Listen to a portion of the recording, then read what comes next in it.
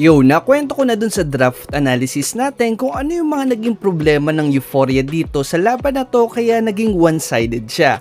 Kaya ngayon, pag-aralan naman natin kung paano magre-reflect yung medyo may pagka-bad draft ng Euphoria in-game. Tulad nung Game 1 at siya nung Game 2, magli-leash pa rin yung Blacklist sa unang rotation. Mamaya, makikita nyo kung para saan naman to this time. At tulad nga ng sinabi ko dun sa draft analysis natin, dahil sa lakas sa early game ng Baxia, wala talagang magagawa yung Masha sa kanya. Tignan nyo dito. Susubukan manggulo ni Masha pero tatayuan lang siya ni Baxia.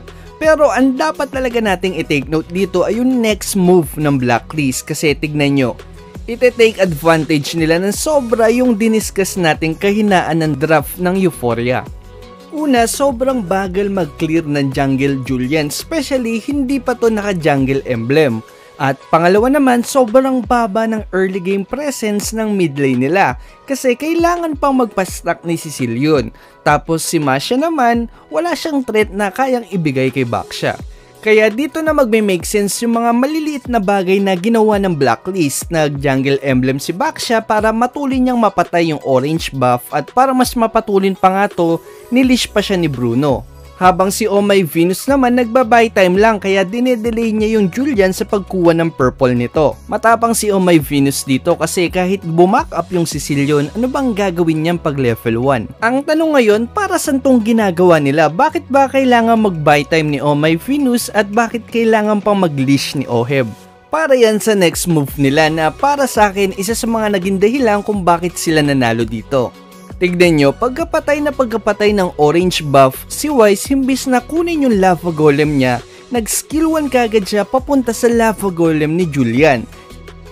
Si Edward naman pagkatapos niya mag-clear ng wave, diretso kagad siya sa fire beetle para agawin to. Habang si Oh My Venus naman, dinedelay pa rin yung pagkuha ni Julian sa purple buff niya para hindi to makahabol sa ginagawa ni Wise at saka ni Edward. Tapos isa-zone niya din to para hindi makakuha ng lito. At hindi pa dito matatapos yan kasi hindi talaga yan tatantanan ni Oh My Venus. Alam niya kasing makaka-backup kagad sa kanya si Haji dahil sa minion adjustment sa mid. Ayan o, lagi niyang dinidikitan and dinedelay niya para mapatay niya pa to if sumali si Haji. So mag-force ata yung retribution dito, flicker! Habang si Wise naman inaagaw lang yung lizard ni Julian. Imagine, dahil sa rotation na to, literal na 2 buff lang yung nakuha ni Julian sa jungle camp niya. Kaya tignan nyo, hahayaan lang ng Blacklist na maunang mag-umpisa sa turtle yung Euphoria. Bakit? Kasi inuubos pa ni Wise yung jungle camp niya. Napapaisip ka ba, bakit parang unchill-chill lang ng Blacklist? Kasi pagtapos ubusin ni Wise yung jungle camp niya, level 5 na siya kagad samantalang si Julian level 3 lang. At yung 2 level na yan, sobrang laking advantage na kagad niyan pagdating sa damage ng retry. Kaya si Wise pa rin yung makakuha ng turtle dito.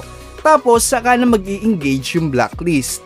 Ang ganda pa nga ng bugaw ni Edward dito, hinarangan niya yung possible na exit ng Euphoria. Tapos panoorin natin yung picture perfect na ulti flicker dito ni Oh My Venus. Si Wais ang nakakuha noon, Yoshino tumatakbo na. Wala na siyang huling buhay dito, tumama yung...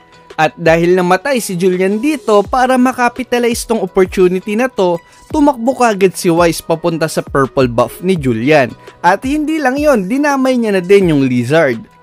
Tapos si Oh My Venus naman, dahil gap na yung Julian, halos magka-level na lang sila kaya mas matapang talaga siya ngayong guluhin to.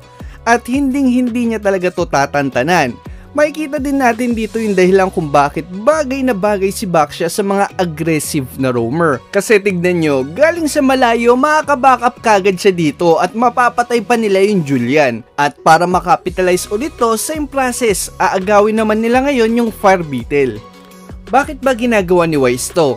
Simple lang kasi wala pang 5 minutes. Dahil sa jungle update, walang ibang magiging source ng XP at gold si Julian kundi yung jungle monster niya.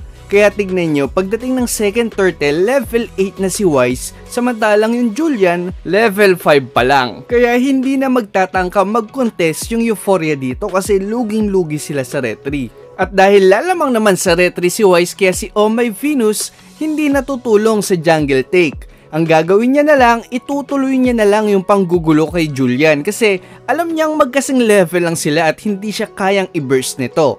Dahil dito, alam ni Wise na nasa bot si Julian kaya pagtapos ng turtle, dederecho kagad siya sa orange buff.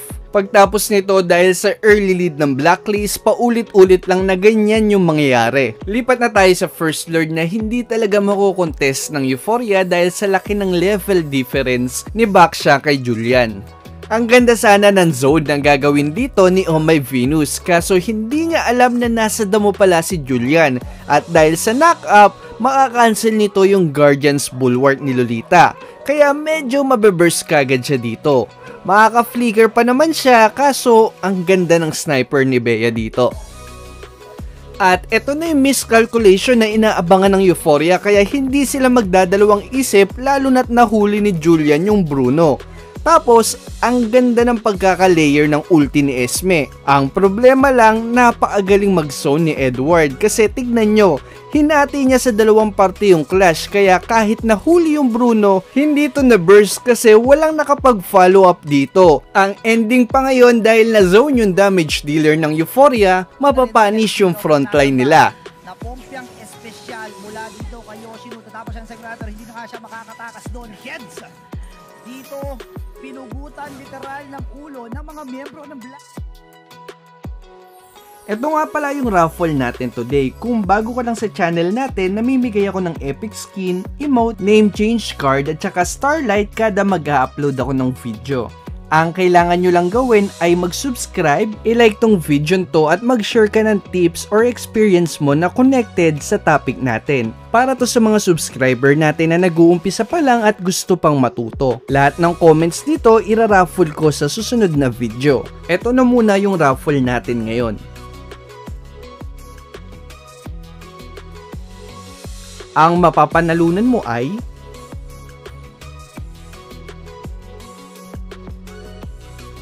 PM mo lang yung Facebook page natin para sa premyo mo. Good luck sa susunod na raffle. Lipat na tayo sa last clash. Bali, ang nangyari dito, bago mag-lord, gustong maghanap ng information ng Blacklist kaya tignan nyo, naglalakad papunta sa orange buff sila Oh My Venus habang si Wise naman umiikot sa purple. Kaso timing naman na nakasalubong niya yung Euphoria. Kaya syempre bilang Euphoria ibe-burst kagad nila to para lumamang sila sa Lord Take. Buti na lang may conceal si Oh My Venus dito kaya naka-backup kagad sila. Ang naging problema lang ng Euphoria dito, hindi nila inaasahan na sa taas manggagaling yung Blacklist. Normal response naman kasi talaga na dahil napatay nyo yung retry holder ng kalaban, ifo-force nyo yung Lord. Kaso ang ganda talaga ng ikot at saka conceal ng Blacklist dito, napaka-unpredictable. Kaya mapipitas nila kagad yung Sicilian, tapos makukuha din nila yung Bea at mawawalan na ng damage dealer yung Euphoria. At dito na rin matatalo yung Euphoria. Kaya yun na lang muna sa ngayon. Salamat sa panonood. Next analysis naman natin yung Blacklist versus Maharlika.